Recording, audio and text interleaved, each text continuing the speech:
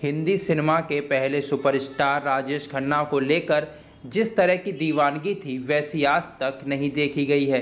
राजेश की एक झलक पाने के लिए लाखों की भीड़ जमा हो जाती थी। इतना ही नहीं, पर्दे पर गर्दन को हल्का सा टेढ़ा कर जब राजेश मुस्कुराते तो लड़कियां इस अदा पर दीवानी हो जाया करती थी। राजेश की कार को लड़कियां इतना चूमती थी कि सफ़ेद रंग की कार लिपस्टिक की वजह से लाल हो जाया करती थी। वहीं राजेश खन्ना अपने पिता की मर्जी के खिलाफ जाकर फिल्मी दुनिया में अपनी किस्मत आजमाने आए थे। राजेश के कॉलेज के एक दोस्त बम्बई की एक फेमस ड्रामा कंपनी INT से जुड़े हुए थे। इस कंपनी के डायरेक्टर VK शर्मा थे और तब राजेश भी थिएटर जाने लगे और एक कोने में बैठकर नाटक का रिहर्सल कर रहे कलाकारों को बड़े ही ध्यान से देखा करते थे और साथ ही वे ये भी इंतज़ार करते थे कि शायद VK शर्मा की नज़र कभी उन पर पड़ जाए और उन्हें भी छोटा मोटा रोल मिल जाए। और महीनों इंतजार के बाद एक दिन राजेश खन्ना को ये मौका मिला। शो से कुछ दिन पहले ही एक एक्टर बीमार पड़ गया था और रिहर्सल पर नहीं आ सका। ऐसे में परेशान डायरेक्टर की नज़र राजेश पर पड़ी, जो हर दिन रिहर्सल देखने आया करते थे। और VK शर्मा ने राजेश खन्ना को अपने पास बुलाया और कहा कि एक छोटा सा रोल है, करोगे? और राजेश तो जैसे तैयार ही बैठे थे और फिर राजेश को दरबान का छोटा सा रोल मिल गया। इस किरदार का डायलॉग भी बहुत छोटा सा था, या यूँ कहें कि सिर्फ एक ही लाइन बोलनी थी कि जी हुजूर साहब घर में है। और इस छोटे से डायलॉग के लिए राजेश ने जमकर मेहनत की। पहली बार इतने लोगों के सामने डायलॉग बोलने की बात सोचकर ही उन्हें पसीना आ रहा था।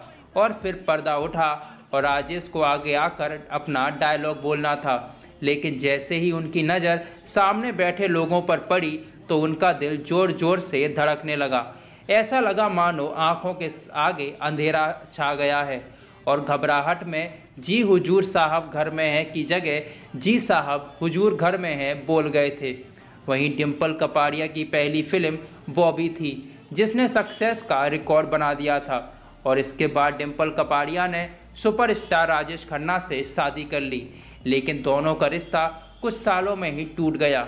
बॉलीवुड में 80 के दशक में अपनी कमाल की एक्टिंग से लाखों करोड़ों दिलों में अपनी जगह बनाने वाली डिम्पल कपाड़िया आज भी जब बड़े पर्दे पर नजर आती हैं तो लोग उनकी आंखें उन पर टिका लेते हैं।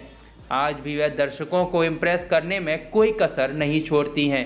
डिम्पल ने अपने करियर के शुरुआती बॉबी फिल्म से की थी। इसके बाद उन्होंने सुपरस्टार राजेश खन्ना से शादी कर ली, लेकिन दोनों की यह शादी लंबे समय तक नहीं चल सकी। डिम्पल कपाड़िया ने जब पहली फिल्म बॉबी में काम किया था, उसके बाद वह रातों रात स्टार बन गई थी। बॉबी की वजह से वह पूरे देश में पहचाने जाने लगी थी। ऐसे में जब दूसरे स्टार अपने करियर पर फोकस करते हैं, तब डिम्पल ने सुपरस्टार राजेश खन्ना को अपना दिल दे दिया। और सिर्फ दिल ही नहीं दिया, उन्होंने राजेश खन्ना को प्रपोज भी कर दिया और शादी भी कर ली।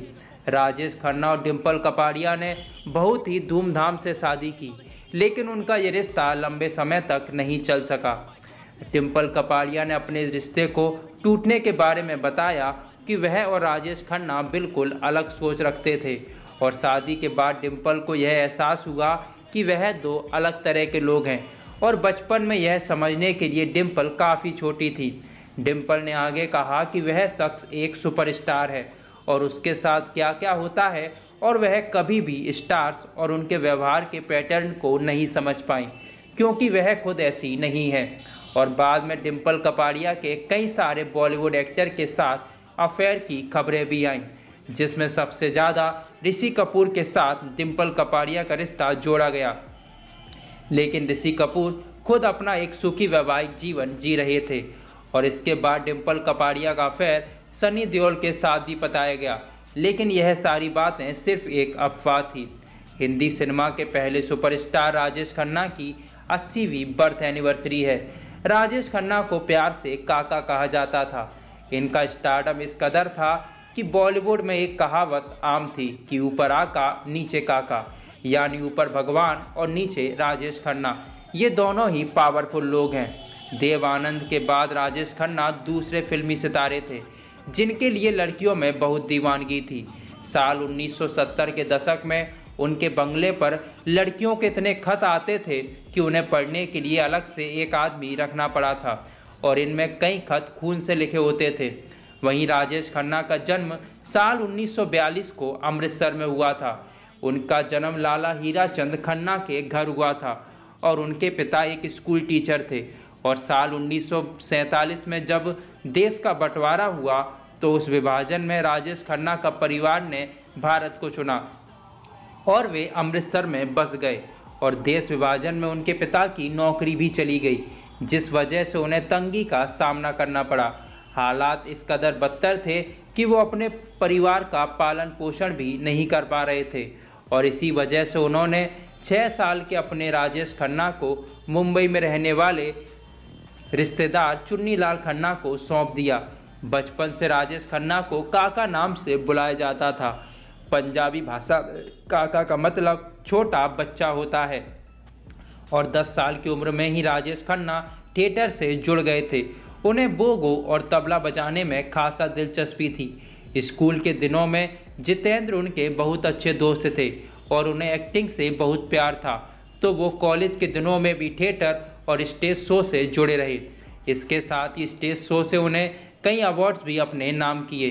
राजेश खन्ना ने अंधा युग नाम के एक नाटक में सैनिक का किरदार निभाया, जिसे देखकर चीफ गेस्ट ने कहा था कि बेटा तुम्हें फिल्मों में काम करना चाहिए, लेकिन उनके पिता नहीं चाहते थे कि राजेश खन्ना फिल्मी दुनिया में कदम रखें और पिता के मना करने के बाद भी वो नहीं माने। सिनेमा के लिए लगाव भी उनका कम नहीं हुआ और जब ये बात राजेश खन्ना ने अपने मामा को बताई तो उन्होंने फिल्मों के लिए उनका नाम बदलकर राजेश खन्ना रख दिया। राजेश खन्ना को स्पोर्ट्स कारों का बहुत शौक था। वो ऑडिशन भी MG स्पोर्ट कार से देने जाया करते थे। उस समय ऐसी कारों का कलेक्शन फिल्मी सितारों के पास भी नहीं होता था और जब वो ऑडिशन देने जाते थे तो उनकी कार वहाँ पार्क होती थी जहाँ कई फिल्मी सितारे और डायरेक्टर प्रोड्यूसर की गाड़ियाँ खड़ी रहती थी। कभी कभार जब राजेश खन्ना की मुलाकात किसी डायरेक्टर से होती तो वो कहते थे कि अगर आप जूनियर आर्टिस्ट का रोल भी उन्हें देंगे तो वे उसे पूरी शिद्दत से करेंगे, लेकिन कोई भी उनकी बातों को तवज्जो नहीं देता था। और फिर साल 1966 में राजेश खन्ना की पहली फिल्म आखिरी खत रिलीज हुई। इस फिल्म को 40वें ऑस्कर अवार्ड के बेस्ट फिल्म के तहत एंट्री भी मिली थी, लेकिन फिल्म नॉमिनेशन राउंड से बाहर हो गई थी। हालांकि राजेश खन्ना की पहली फिल्म फ्लॉप रही थी और फिर साल 1967 में उनकी दूसरी फिल्म राज रिलीज हुई, जिसने बॉक्स ऑफिस पर ताबड़तोड़ कमाई की। इस फिल्म का बजट 65 लाख रुपए था, जिसने इंडियन बॉक्स ऑफिस पर 1 करोड़ का कलेक्शन किया था और पहले फिल्म आराधना का टाइटल वंदना था। ठीक इसी कहानी पर एक और फिल्म लिखी गई थी जिसका टाइटल एक श्रीमान एक श्रीमती था और जब ये बात फिल्म आराधना के डायरेक्टर शक्ति सामंत को पता चली तो शुरुआत में उन्होंने फिल्म बनाने से मना कर दिया। हालांकि बाद में कहानी में कुछ बदलाव किए गए, डबल रोल का कॉन्सेप्ट लाया गया, जिसके बाद आराधना फिल्म बनी। फिल्म आराधना के गाने मेरे सपनों में कब आएगी तू गाना लोगों ने खूब पसंद किया था और इस गाने में नजर आने वाले राजेश खन्ना ने सड़कों पर इसकी शूटिंग की थी। वहीं शर्मिला टैगोर ने स्टूडियो में इस गाने को शूट किया था। जब इस गाने को फिल्माया गया तो शर्मिला टैगोर किसी वजह से शूटिंग पर नहीं आ पाई थी और इसी वजह से राजेश खन्ना के हिस्से को सड़क पर शूट कर लिया गया और बाद में एक स्टूडियो में शर्मिला टैगोर के हिस्से को शूट किया गया, जिसे बाद में एडिट करके दर्शकों के सामने लाया गया। राजेश खन्ना की लोगों के बीच में ज़बरदस्त दीवानगी थी। जहां वो फिल्मों की शूटिंग करते थे वहां पर फैंस उन्हें देखने के लिए पहुंच जाते थे, जिससे कभी कभी हादसा भी हो जाता था। और जब राजेश खन्ना शूटिंग के लिए नैनीताल गए थे तो वहां की झील को 3 दिनों के लिए चारों तरफ से नाव से बांध दिया गया था।